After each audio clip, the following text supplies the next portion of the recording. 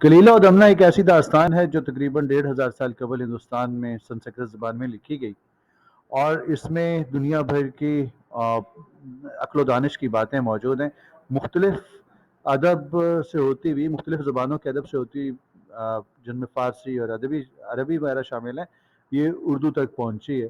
آج ہم اردو میں اس کا تلخیص آپ کے سامنے پیش کریں گے۔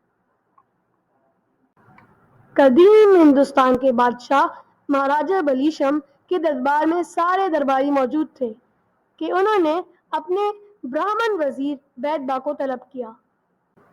بیدبا پہنچا تو بادشاہ نے اس سے کہا، مجھے کوئی ایسی کہانی سناؤ جس میں دو محبت کرنے والے دوستوں کے درمیان کوئی تیسرا شخص نفرت ڈال دے۔ بیدبا نے کہانی سنانا شروع کی۔ کسی گاؤں میں ایک بوڑھا رہتا اور اس کے 3 بیٹے تھے۔ تینوں بیٹے بہت ہی زیادہ فضول خرچ تھے۔ اس بوڑھے آدمی نے بولا کہ تم لوگوں کو اتنا زیادہ فضول خرچی نہیں کرنی چاہیے، اس کے بجائے تم لوگوں کو پیسے کما کے لانے چاہیے۔ اس نصیحت کو سن کر بڑے بیٹے پہ بہت زیادہ اثر ہوا اور وہ اپنی بیل گاڑی لے کر، اس پہ اپنا تجارت کا سامان لے کر اور اپنے ساتھ کچھ نوکروں کو لے کر میون نامی شہر کو روانہ ہو گیا۔ یہ بیل گاڑی جب ایک جنگل میں پہنچی تو کیچڑ میں دھنسنے کی وجہ سے ان کا ایک بیل بیمار پڑ گیا۔ اس نے اپنے ایک ملازم کو بیل کے پاس چھوڑا اور اپنی گاڑی کے اوپر آگے روانہ ہو گیا۔ ملازم کچھ دیر وہاں پہ رہا، لیکن پھر رات کے خوف سے اور جانوروں کے خوف سے اپنے مالک سے جا ملا اور اس کو کہا کہ اس کا بیل مر چکا ہے۔ اصل میں بیل مرا نہیں تھا۔ کچھ عرصے کے بعد وہ تندرست ہو گیا تھا اور جنگل کے پتے گھاس کھانے لگا اور موٹا تازہ ہو گیا، اور اسی کے ساتھ ساتھ زور زور کی آوازیں نکالنے لگ جاتا تھا۔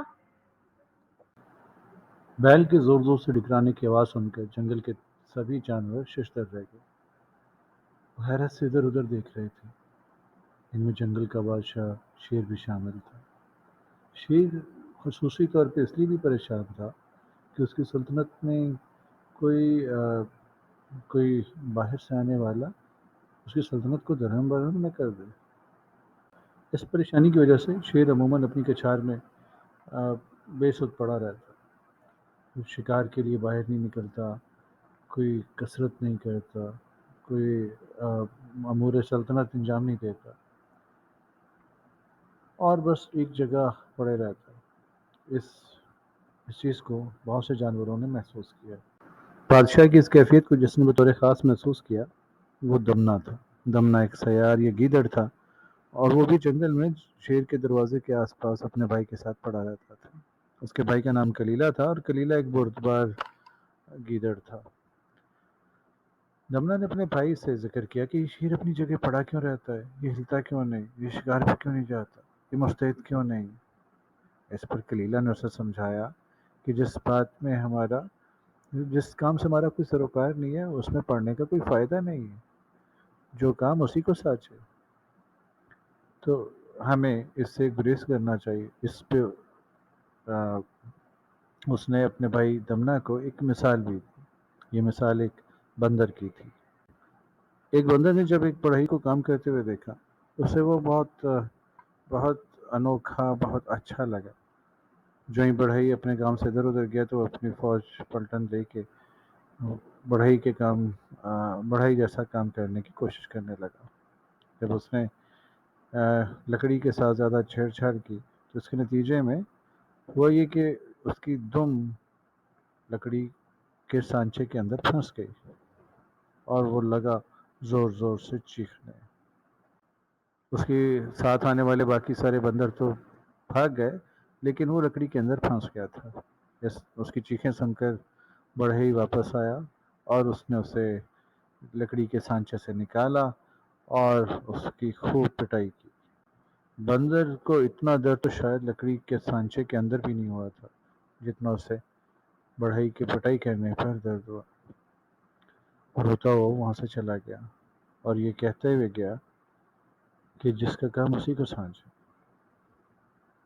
دمنا نے احتیاط کے اس پہلو کو ماننے سے انکار کر دیا۔ اس نے کلیلہ کی بات نہیں مانی، اور کلیلہ سے یہ کہہ کر روانہ ہو گیا کہ میں بادشاہ کے معاملات میں مداخلت کرنا چاہتا ہوں، چونکہ وہ بے یقینی کا شکار ہے، اور میں نے اپنے احساس سے پتہ چلا لیا، اپنے ادراک سے پتہ چلا لیا کہ وہ بے یقینی کا شکار ہے اور اسے ایک مدد کی ضرورت ہے، لہٰذا میں اس کے پاس جاؤں گا اور اپنے عقل و دانے سے اپنا مقام بناؤں گا۔ وہ بادشاہ کے دربار میں پیش ہوا، شیر کے سامنے گیا اور اس نے اپنی اطاعت گزاری کا اظہار کیا۔ شیر نے اس کا نام و نسب پوچھا، اپنے درباریوں سے اس کے بارے میں پوچھا، اور اس دوران گیدڑ نے اسے اپنی فطانت اور ذہانت سے ایک طرح سے متاثر کر لیا۔ نہ صرف اس نے شیر کو متاثر کر لیا، بلکہ اس نے دربار کے دیگر جانوروں کو بھی اپنی دانش مندانہ باتوں سے متاثر کر لیا۔ اسی موقع پر ایک مرتبہ پھر بیل کے ٹکرانے کی آواز آئی، اور بادشاہ پھر ایک طرح سے پریشان ہو کے رہ گیا۔ یہ دیکھتے ہوئے دمنا نے بھانپ لیا کہ بادشاہ کو اس آواز سے کوئی مسئلہ ہے۔ اس نے کہا کہ آپ اس آواز سے پریشان کیوں ہوتے ہیں؟ آپ کو یہ ذیب نہیں دیتا کہ کوئی آواز سن کر آپ پریشان ہو جائیں؟ اس پر شیر نے اسے کہا کہ جانے یہ کیسی آواز ہے، کون یہ آواز نکالتا ہے؟ اس پر دمنا نے کہا کہ اگر آپ اجازت دیں تو میں جاتا ہوں، اس آواز کا پتہ چلاتا ہوں۔ اس موقع پر شیر نے کہا کہ یہ آواز بہت بھاری بھرکم ہے، اور اس کا ماخذ کیا ہے ہم نہیں جانتے۔ اس پہ دمنا نے اسے ایک کہانی سنائی۔